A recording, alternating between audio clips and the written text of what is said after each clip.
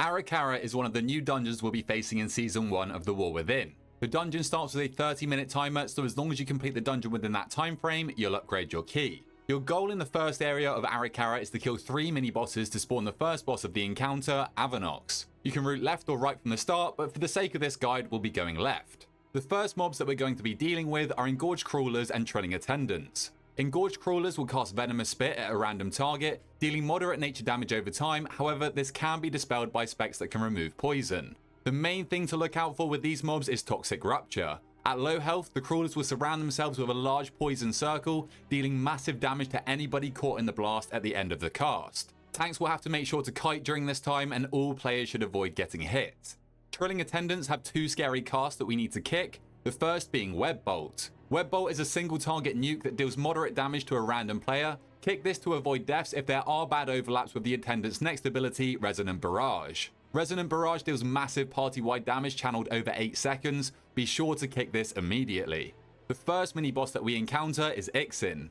Web Bolt returns here and should be kicked whenever possible, but make sure that you have a kick saved for Horrifying Shrill. This cast will fear all players for 6 seconds and also alert any nearby swarmers to join the fray. Ixin also has a frontal, Web Spray, which should be avoided as it deals massive damage. As Web Spray is being channeled, there will also be swirlies of webs that deal damage to slow players, so be sure to keep on your toes at all times. The next mini-boss players must take care of is Nacht. Nacht will repeat Web Bolt and Web Spray that we saw on Ixin, however Horrifying Shrill is replaced with Call of the Brood. Call of the Brood summons web crawlers while dealing large amounts of physical damage over time to the entire party. This is quite a large healing check, so healers should be prepared for this going off, and players should be ready with defensives. Finally, we have Attic. Again, Attic will cast a frontal web spray, so players should be ready to dodge, but this time Web Bolt is replaced with Poison Bolt.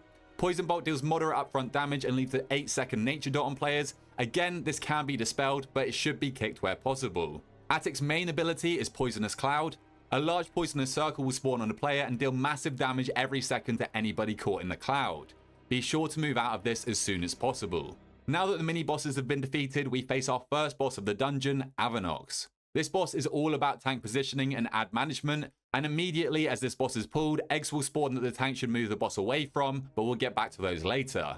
Tanks need to be aware of Avanoxx's first ability cast, Voracious Bite. Avanoxx will leap to the tank and unleash 3 bites dealing massive physical damage, and more importantly, increasing damage taken by 50% for 10 seconds. Tanks should be prepared to mitigate this damage. Now we can go back to the eggs that we mentioned at the start. Avanoxx will cast Alerting Shield, dealing substantial physical damage to the party every 0.5 seconds, and also calling for starved crawlers from the eggs that will fixate on nearby players. It is extremely important that these ads do not reach the boss, as she will feast on them with Insatiable, increasing her damage done by 50%. This buff stacks and will most likely result in a wipe.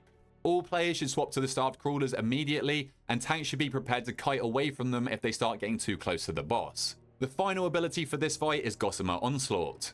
Avanoxx will sling toxic webs in all directions, dealing massive nature damage every second that needs to be healed through, and there will also be swirly spat out during this cast that must be avoided at all costs, as players hit by them will most likely die. These swirlies also leave behind vile webbing which ensnares anybody caught within it, reducing movement speed by 30% and dealing damage over time. You must move away from these pools, as after reaching 5 stacks, players will be incapacitated for 10 seconds.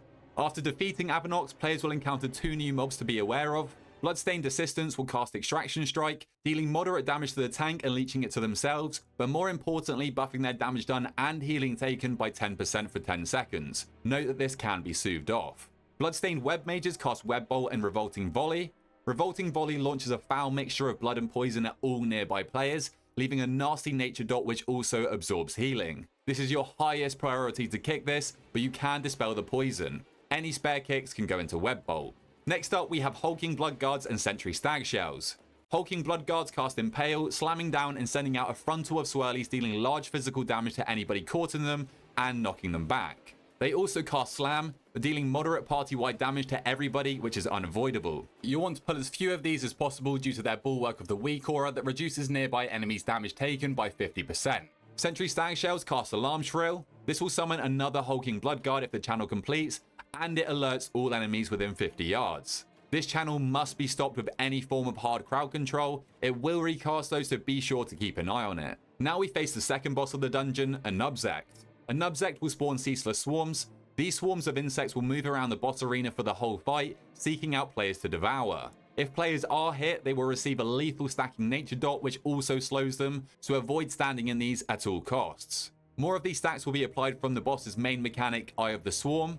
Upon reaching 100 energy, Anub'zekt will cover the entire arena with a cloud of insects that rapidly applies more stacks of Ceaseless Swarm. While doing this though, he will keep a safe zone around him that all players must be within.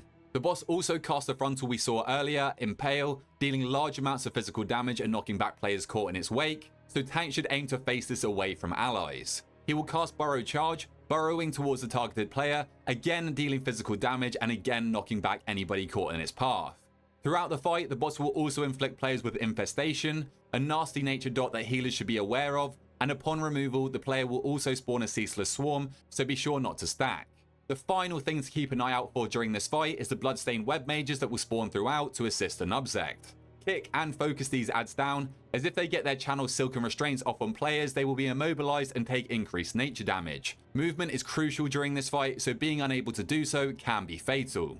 Heading towards the last boss of the dungeon, there are 4 more mobs for players to deal with. Blood Overseers cast Venom Volley, dealing large party-wide nature damage immediately, with an additional stacking nature dot which can get out of hand very quickly. This ability needs to be kicked as a priority. They also have an unstoppable cast in Erupting Webs, which spawn swirlies on the ground that do significant damage and stun players for 6 seconds, so be sure to avoid these. This can, however, have some nasty overlaps with the next mob we'll encounter, which are the Reinforced Drones. These drones will carry black blood that when dropped will spawn shadowy puddles that root players in place. These roots can be broken with any form of CC, so be sure to free yourself or any allies caught so that they don't get killed by the Overseer. Drones will also hit the tank with Grasping Slash, dealing physical damage and reducing the target's movement speed by 30% for 16 seconds. This effect does stack and will eventually reach a point where your tank can't move if you aren't careful, so be wary not to pull too many of these at once. Moving down the stairs, players will most likely pull the patrolling packs of wing carriers, which carry the same black blood as the reinforced drones. This mechanic acts exactly the same as before, so just be sure to free yourself or allies with CC if anybody is caught. These drones will be surrounding a Nerubian Hauler. Haulers will cast Massive Slam, a stomp that will briefly stun your whole party while dealing party-wide damage, and also increases damage done for the next 30 seconds with intensity. These slams do start to hurt as the stacks ramp, so healers should be prepared and act accordingly. The final boss of the dungeon is Kikatau the Harvester. The main mechanic for this boss is Cosmic Singularity. Kikatau will pull all players in, creating a spatial distortion, and upon finishing the cast, she will deal fatal shadow damage to anybody caught within. In order to avoid getting hit by this, we must use the pools of black blood dropped by the blood workers that will scurry across the boss arena throughout the fight. Players will need to kill these ads and step into the pools of black blood left behind when the cosmic cast is going off. After the cast is finished, the root can once again be removed with any form of CC or interrupt. Do note that this black blood is absorbed after a single player steps in it, so be sure to spread out and don't get your friends killed by stealing their pools, or do, but that choice is yours. Kikatau has 2 more casts throughout the fight that players need to be aware of. Cultivated Poisons injects a growing poison in all players, inflicting damage over time, and upon removal, the poison erupts forth in waves on either side of the player, dealing massive damage to anybody caught within them. Be sure to spread out here so that your healer can safely dispel, and for when the dot falls off naturally. The second cast is Erupting Webs, which we saw earlier on the Overseers. Avoid these swirlies at all costs. But that's it for this boss, and that wraps up Ara-Kara City of Echoes for Mythic Plus in Season 1. If you're interested in my nameplates, they are from my free Play to profile, which can be found in my Discord. The link will be in the description. And if this guide did help you or a friend out, then please feel free to drop a like down below, subscribe to your boy, and until next time, I'll catch you guys later.